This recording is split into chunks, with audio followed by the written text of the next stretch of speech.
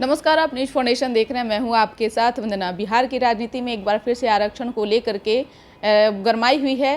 विपक्ष का कहना है कि जदयू और बीजेपी मुद्दे से भटकाने के लिए इस तरीके के बयान दे रही है। हालांकि जदयू के संसदीय बोर्ड के अध्यक्ष उपेंद्र कुशवाहा का साफ तौर से कहना है कि ओबीसी आरक्षण में 50% जो है करने की उन्होंने मांग रखी है केंद्र सरकार से। हमारे साथ बात करने के लिए हैं आम जनता पार्टी राष्ट्रीय के राष्ट्रीय अध्यक्ष विद्यापति चंद्रवंशी।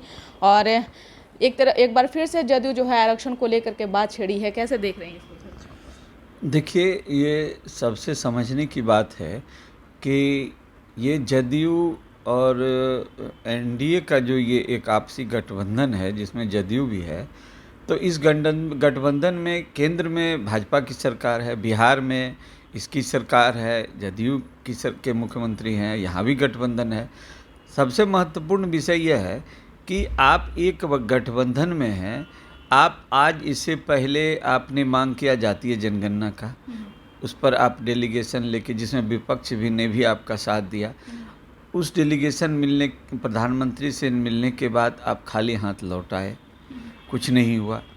आप बिहार को विशेष राज्य के दर्जे की मांग आज नहीं, बहुत पूर्व से करते आ रहे हैं, उस पर कुछ नहीं हुआ। आखिर ये जो एक डबल इंजन की सरकार कही जाती है और आपका तालमेल क्या है, जो कम से कम जब कोई भी गठबंधन होता है तो कॉमन मिनिमम प्रोग्राम पर एक सहमति बनती है। तो यहाँ ये कैसा गठबंधन है जो कि कॉमन मिनिमम प्रोग्राम पर बिना सहमति के ये गठबंधन बन गया। अब सवाल ये उठता है कि अब विषय आया, तीसरा विषय आ गया आरक्षण का, जो जदयू की तरफ से उठाया गया है। मैं तो समझता हूँ कि इस विषय पर भी केंद्र सरकार की सहमति नहीं बनेगी। इसलिए नहीं बनेगी क्योंकि जदयू जो ये मांग कर रही है और संविधान में आरक्षण का प्रावधान निर्धारित है, 50% जो आरक्षण है उसकी सीमा निर्धारित है, और इधर जो 10% सवर्ण को आरक्षण दिया गया उसके लिए संविधान में संशोधन किया गया, और संविधान में संशोधन के उपरांत ही आप कहीं भी आरक्षण को बढ़ाने की मांग कर सकते हैं। इसलिए जब संविधान में संशोधन आप करवा नहीं पा रहे हैं, तो फिर ये मांग तो आपका ये झूठा बयान है, इसे जनता को भरवाने वाला बयान है। इसलिए आम जनता पार्टी राष्ट्रीय हमेशा शिक्षा, स्वास्थ्य, भ्रष्टाचार और रोजगार की बात करती है, जिससे आज ये वर्ग आज युवा वर्ग इससे त्रस्त है। आप इन मुद्दों को उठाइए ना।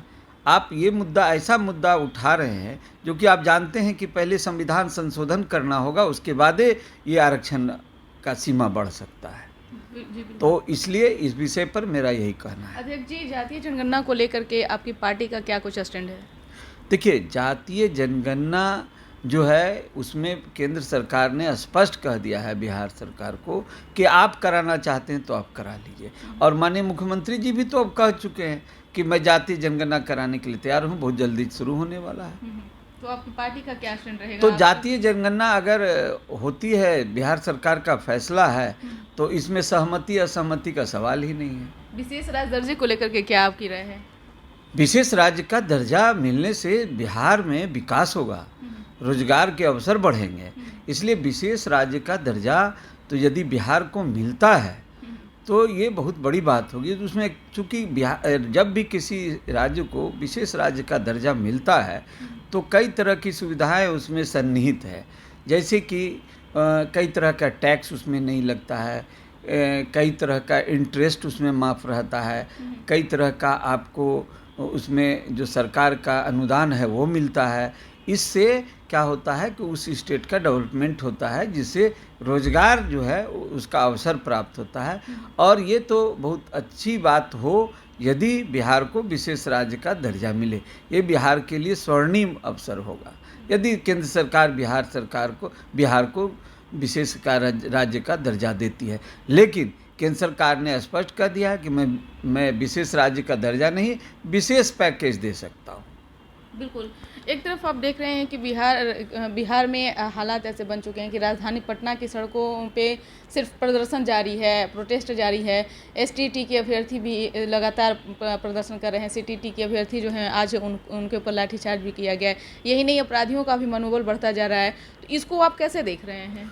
देखिए, अभी जो रोजगार की स्थिति है, ये समझने का बात आज नहीं, और सरकारें जो भी आ रही है, आज 30 वर्ष हो गया लालू राष्ट्रीय जनता दल की सरकार से जदयू की जो एनडीए की सरकार है उसको आते आते इस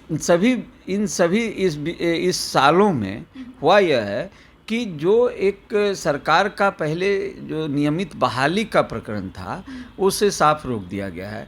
जो सृजित पद हैं खाली पड़े हुए हैं, तो सृजित पद जब है खाली पड़े हुए हैं तो या तो सृजित पद को आप समाप्त कर दीजिए या सृजित पद पर आप बहाली करिए। तो आप सृजित पद खाली रख करके और बहाली नहीं करिएगा तो बेरोजगार को तो रोड पर आप रखे हुए हैं। ये सब सरकार का जो एक प्रोग्राम है, एक प्लान है कि जो कॉन्ट्रैक्ट पर बहाली करें, जब मन हो हटा दे, जो शर्त नियम लागू करना हो कर ले।